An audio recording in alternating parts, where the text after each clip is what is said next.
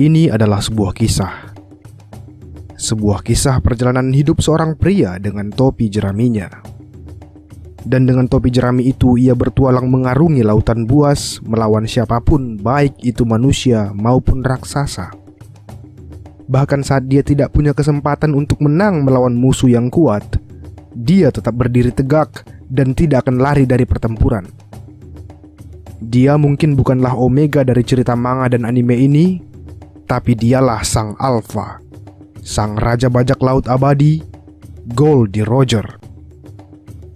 Dan dengan menyertakan berbagai sumber terpercaya, maka inilah dia, kisah hidup Goldie Roger. Enjoy the videos and enjoy Boss One Piece.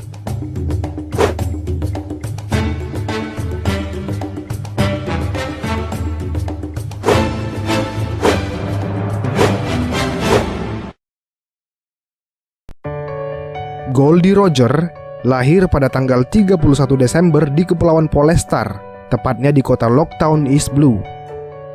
Di akhir masa remajanya, Roger diketahui telah meninggalkan Kepulauan Polestar untuk berpetualang mengarungi lautan dengan menggunakan topi jerami kesayangannya.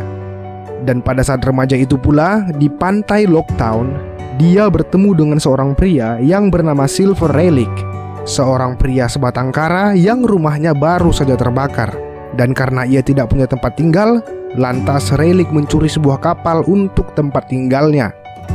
Melihat hal itu, Roger pun langsung tertarik kepada Relic dan mengusulkan kepadanya untuk ikut bersama Roger dalam petualangannya untuk mengarungi dunia.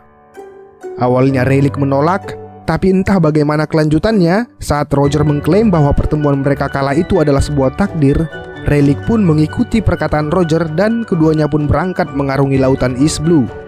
Dan selama perjalanan mereka berdua di East Blue, Roger dan Relic diketahui telah membangun kru bajak laut yang solid dengan anggota seperti Skipper Gaban, Sigul, dan dua bocah kabin, Bagi dan Xiang, serta yang lainnya. Maka karena hal itu, Roger pun menjadi rookie yang terkenal yang dikenali banyak orang di East Blue saat usianya masih 20-an tahun.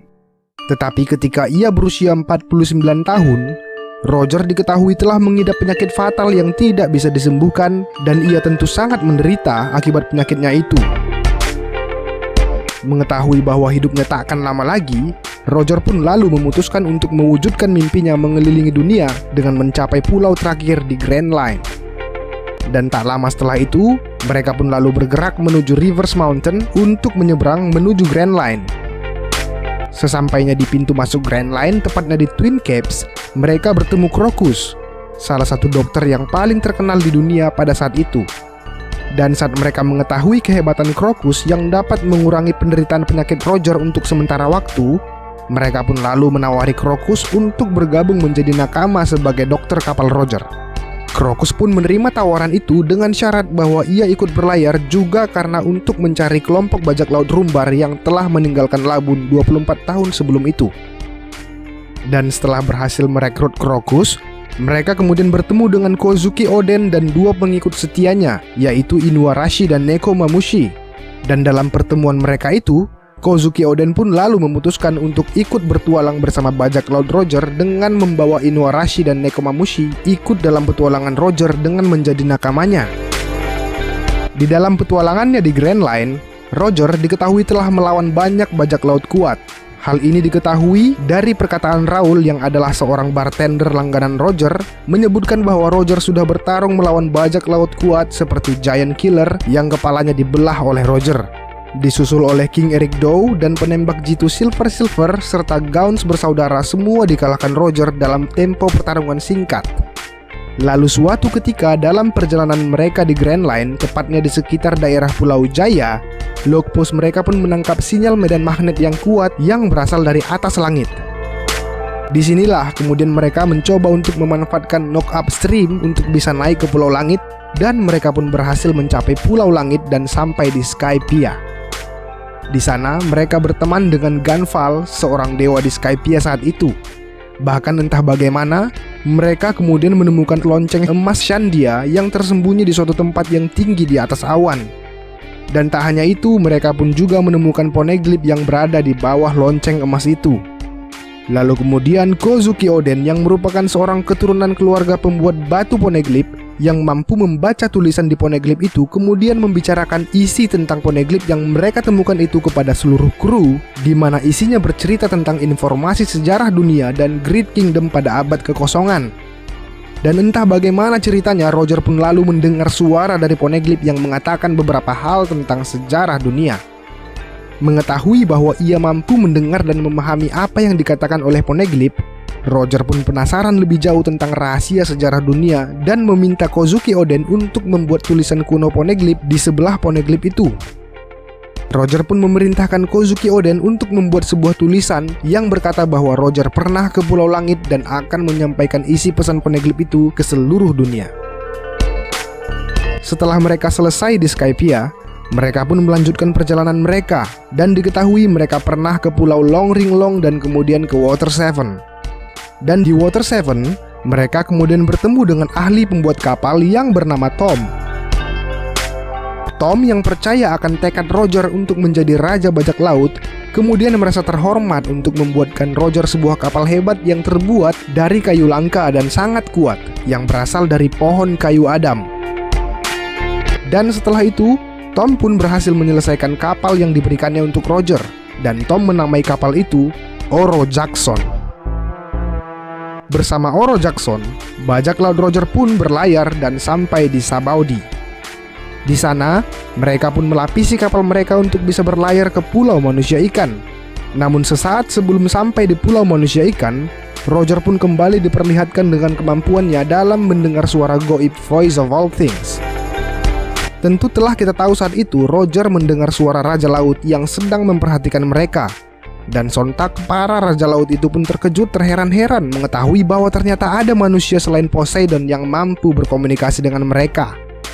Lalu setelah keluar dari Pulau Manusia Ikan, mereka pun memasuki area Grand Line selanjutnya, yaitu Dunia Baru. Di Dunia Baru, Roger beserta krunya juga diketahui pernah terlibat baku hantam dengan bajak laut mediocre seperti bajak laut Naguri dan bajak laut Maelstrom Spider yang dipimpin oleh Squard. Selain musuh-musuh dengan kekuatan level menengah seperti yang sudah Mimin sebutkan tadi, Roger juga diketahui pernah disebutkan beberapa kali terlibat pertarungan dengan beberapa musuh yang kuat seperti Garp dan Shirohige. Namun anehnya, pertarungan demi pertarungan antara Roger melawan Garp dan Shirohige berujung pada mereka bertiga yang pada akhirnya saling respek satu sama lain. Garp diketahui sangat respek terhadap Roger, di mana terlihat saat Roger meminta Garp untuk menjaga anaknya, Garp pun menyetujui ucapan Roger untuk merawat Ace. Begitu pula dengan Shirohige yang sudah mengangkat Ace sebagai anaknya, dan bahkan ia rela mati di medan tempur demi menyelamatkan Ace yang berujung kepada kematian mereka berdua. Tak hanya Garp dan Shirohige, Roger juga pernah terlibat beberapa kali baku hantam dengan bajak laut Golden Lion Shiki. Tentu kita ingat di One Piece episode 0 di mana Roger kala itu bertarung melawan Golden Lion Shiki dalam sebuah pertarungan epik di Selat Edward. Shiki yang saat itu diketahui juga sebagai salah satu bajak laut terkuat di dunia, kelihatan sangat haus akan kekuatan untuk menguasai dunia. Dan dalam pertarungan mereka itu, entah bagaimana Shiki kemudian menyebutkan bahwa Roger telah mengetahui keberadaan tentang salah satu senjata kuno. Dan kemudian Shiki pun mengundang Roger untuk bergabung bersamanya menguasai dunia dengan menjadi wakil kapten bajak laut Golden Lion Shiki. Ini merupakan sebuah harga mati karena saat itu Roger sudah dikepung oleh armada terkuat bajak laut Golden Lion Shiki. Dalam arti hanya ada dua pilihan untuk Roger: terima tawarannya dan kemudian beraliansi, atau tolak tawarannya dengan konsekuensi tentu mereka harus berjuang mati-matian melawan armada Shiki yang banyak itu. Dan voila! Roger pun menolak mentah-mentah tawaran Shiki itu karena Roger tak tertarik sama sekali dengan kekuasaan. Mereka pun lalu bertarung, dan pertarungan epik ini pun dikenal oleh orang banyak dengan nama Perang Edward. Dan dalam pertarungan mereka, tak ada yang bisa menyangka pertarungan ini. Karena saat hampir semua orang mengira bahwa Roger akan kalah karena jumlah pasukan dan armada yang sangat tidak berimbang, namun entah bagaimana sebabnya, Roger beserta para krunya pun terselamatkan dalam pertempuran ini karena cuaca yang berubah secara ekstrim yang menyebabkan badai besar yang hampir menenggelamkan seluruh armada Shiki, termasuk Shiki sendiri yang mengalami kecelakaan aneh akibat pertempuran yang tentu memaksa Shiki untuk mundur dari medan perang. Dan 2 tahun kemudian setelah perang melawan Shiki, Roger beserta para kru pun berhasil melakukan suatu hal yang dianggap halayak ramai sebagai hal yang mustahil. Ya, Roger beserta para kru telah berhasil menaklukkan keganasan lautan Grand Line dan sampai di pulau terakhir Grand Line. Ia pun berhasil mewujudkan mimpinya dan orang-orang pun mulai memanggil Roger dengan sebutan Raja Bajak Laut. Namun anehnya, di pulau terakhir Grand Line kala itu, mereka menemukan poneglyph yang memberikan informasi dan rincian tentang kerajaan kuno serta lokasinya. Well, perlu kita ingat bosku bahwa Rio Poneglyph itu berisi tentang fakta sejarah dunia dan senjata pemusnah massal. Namun untuk mendapatkan itu semua, segala informasi maupun petunjuk dari satu poneglyph ke poneglyph lainnya itu harus terhubung satu persatu bagaikan pesan berantai. Nah, Roger yang dalam petualangannya sudah memecahkan beberapa pesan berantai dari Rio Poneglyph itu pun kemudian berhasil menemukan rantai pesan terakhir dari poneglyph yang mereka temukan saat berhasil mencapai pulau terakhir di Grand Line itu. Dan seperti yang sudah Mimin sebutkan tadi, di dalam poneglyph itu akhirnya mereka menemukan rincian jelas tentang sejarah dunia dan senjata pemusnah massal yang berada di sebuah pulau. Ya, sebuah pulau misterius yang belum diketahui orang sebelumnya, di mana untuk menemukan pulau itu maka diharuskan bagi siapapun yang ingin ke sana untuk memiliki keempat poneglyph merah yang dinamai Road Poneglyph. Yang mana keempat Road Poneglyph itu akan mengarahkan kepada satu titik koordinat di mana pulau misterius itu berada. Dan ya, pulau itu dikenal dengan nama Pulau Raftel. Sebuah pulau tempat di mana seluruh misteri dan sejarah dunia beserta senjata pemusnah massal akan terungkap di sana. Roger yang sangat penasaran dengan Pulau Raftel itu kemudian memutuskan untuk memperpanjang perjalanannya sedikit lebih lama untuk menemukan keempat Road Poneglyph demi berhasil untuk mencapai Raftel. Syukurlah kemudian Inuarashi dan Nekomamushi memberitahu Roger bahwa salah satu Road Poneglyph ternyata berada di kampung halaman mereka, yaitu di Zou. Mereka pun bergerak menuju Zou, dan di sana Roger bertemu dengan Pedro kecil dan diberi kehormatan oleh Inuarashi dan Nekomamushi serta para warga Zou lainnya untuk menyalin salah satu Road Poneglyph di sana. Lalu kemudian setelah dari Zou, Roger beserta para krunya pun bergerak menuju negeri Wano untuk mencari Road Poneglyph di sana, yang mana sekarang yang kita tahu berada di tangan Kaido. Dan dalam kunjungannya ke Wano, Roger pun sempat berkenalan dengan pengikut Oden, yaitu Kinemon, Kanjuro, dan Raizo, serta putra dari Oden itu sendiri, yaitu Momonosuke. Dan setelah melalui banyak kesulitan, bajak laut Roger pun akhirnya berhasil menemukan keempat Road Poneglyph dan mereka pun berhasil tiba di Raftel. Di sana mereka pun belajar banyak hal tentang sejarah dunia, sejarah Great Kingdom, dan senjata pemusnah massal termasuk sesuatu yang dikenal sebagai One Piece. Detailnya sih masih belum jelas diketahui bosku, dan masih sebatas yang kita ketahui saja dari ucapan Rayleigh. Dan saat mereka di Raftel, Roger pun merasa bahwa butuh waktu lebih banyak untuk mempelajari segala hal di Raftel termasuk One Piece. Dan mengetahui bahwa penyakitnya sudah sangat parah saat itu, Roger pun memutuskan untuk tidak lagi berurusan dengan One Piece dan menganggap bahwa dirinya bukanlah orang yang ditakdirkan untuk memecahkan One Piece dan seluruh misteri di dunia ini. Dan beserta hal itu, Roger dan para krunya pun meninggalkan Raftel, serta sekalian Roger membubarkan bajak lautnya. Rencana pembubaran ini secara private dikatakan Roger kepada Rayleigh saat mereka sedang berada di sebuah bar, di mana di saat itu juga Roger dan sahabatnya Rayleigh serta seluruh kenangan indah petualangan hebat mereka akhirnya berakhir. Dan kata-kata perpisahan sedih yang diucapkan oleh Roger kepada Rayleigh adalah saat Roger berkata,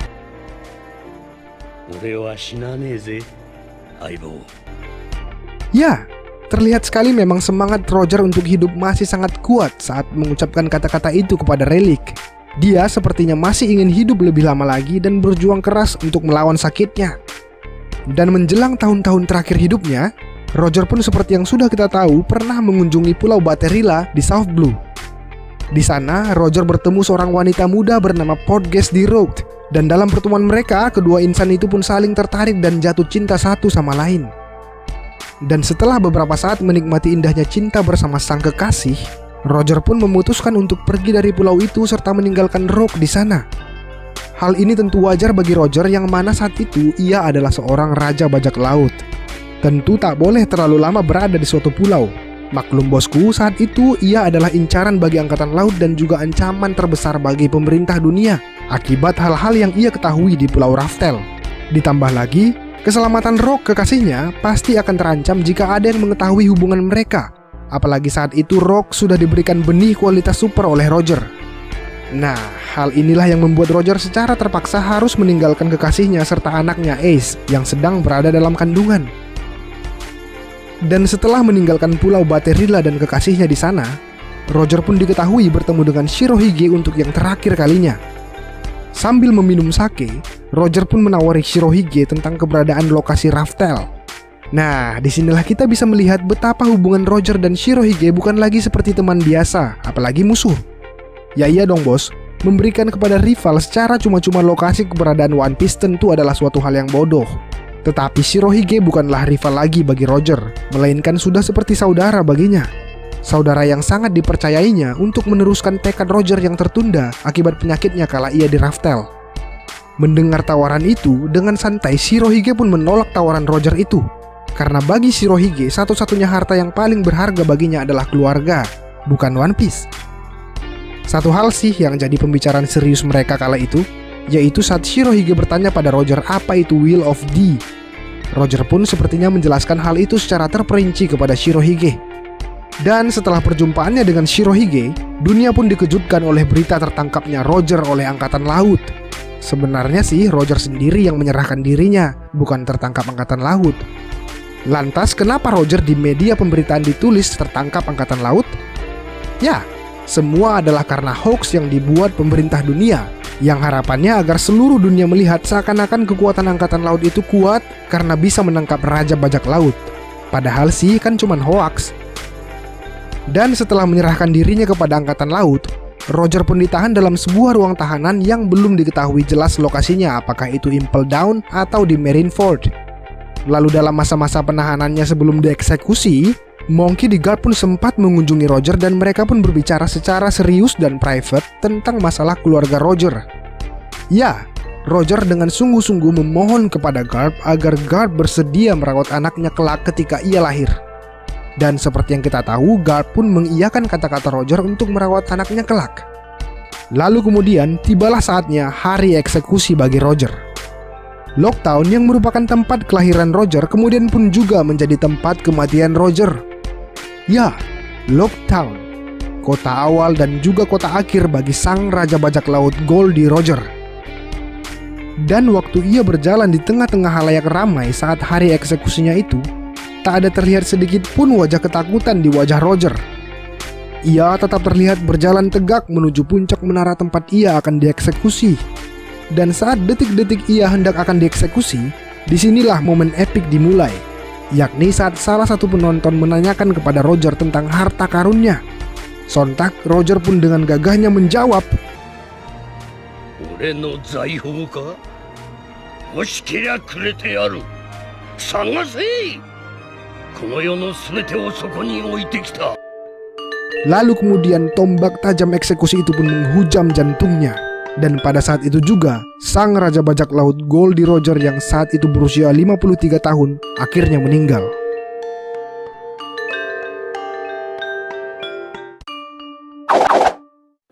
Well, demikianlah bosku kisah hidup Raja Bajak Laut Goldie Roger. Jika kalian ada kritik dan saran tentang video dan channel ini, jangan malu-malu ya bosku menuliskannya di kolom komentar. Ciao!